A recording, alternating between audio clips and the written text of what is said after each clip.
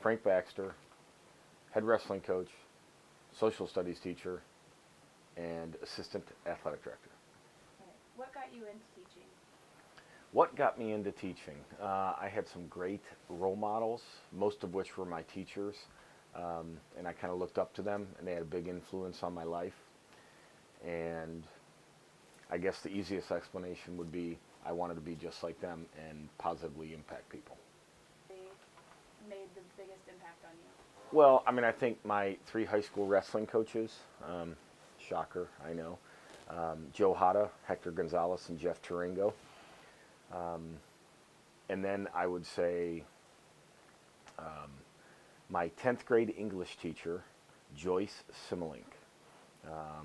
She just took an active interest in me and, beyond the classroom, and she came to my wrestling matches and, really gave me, I don't know, there was a connection there, and I really felt like she cared about me, and that was had a pretty big impact on me and how I try to be with my students now. So you want them to take from you, like life lessons? Well, hopefully there'll be a champion, and a champion isn't always the person that wins. A champion is the person that lives their life the right way, treats others with respect. Really a lot of the character-driven things that we do in the school. Be safe, kind, respectful, and all those things.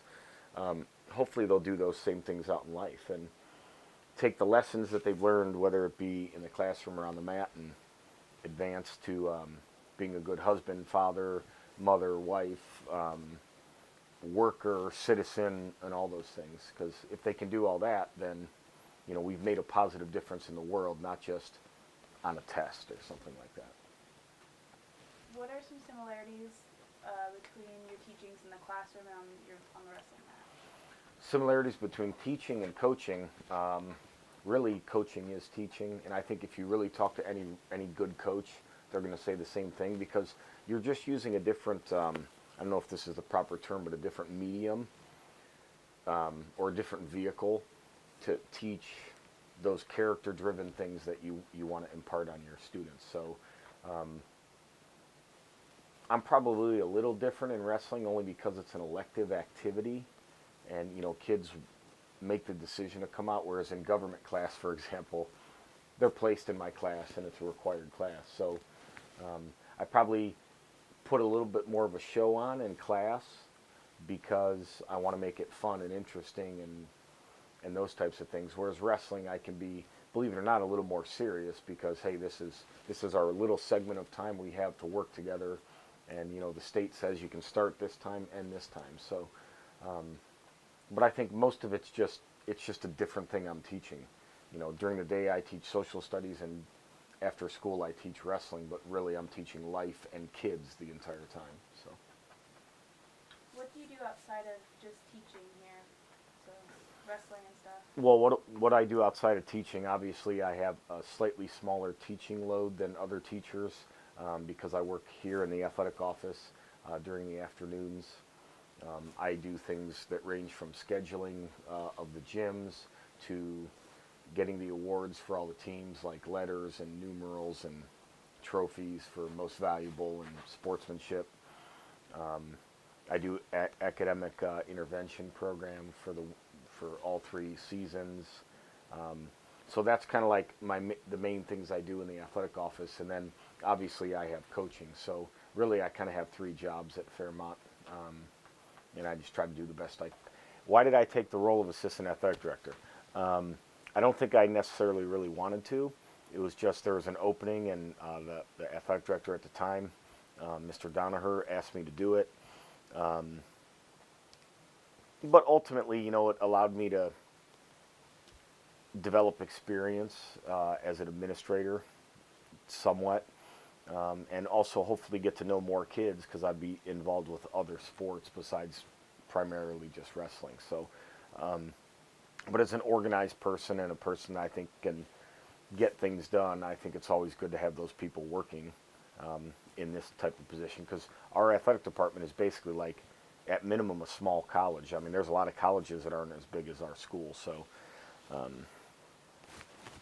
Program now, like, encouraging the word grit to all the athletes? What is my view on encouraging grit in athletics? Yeah, I mean, I've been talking about that for a while. But ultimately, that really is, it's probably the most important word. That and the word yet, Y-E-T, are the most important words in the English language. Um, why do I think yet is the most important word? Yet and grit. Well, if you say yet, it changes your mindset in a different direction. And what I mean by that is when I say I'm not good enough, it's final. I'm not good enough, I failed. If I say I'm not good enough yet, then it's still a process or a journey that I'm on that I can still get there. So too often you hear, I can't do it, coach, or I can't do it, Mr. Baxter, or I failed. Well, no, you didn't fail. You just learned maybe what you need to do better. So if you say, I haven't done it yet, or I'm not good enough yet, or I haven't achieved what I want yet, then it keeps you on a process that allows you to keep moving forward instead of just giving up is easy. So why do I think grit is so important? Because it relates to my word yet. If your mindset is I'm on a continuous journey forward, then inevitably in all of our lives, you're going to have obstacles, you're going to have stumbling blocks, you're going to have, quite honestly, failures, things where you wanted something and you didn't get it. And people with grit, they keep going and they learn from it. They overcome the adversity. They sometimes have to go around it. Sometimes they have to go over it. And sometimes they have to go through it. So if you have some grit in your makeup and your character, then it doesn't really matter what the outside events are, because your response is going to be moving forward and getting better. How did I learn about grit?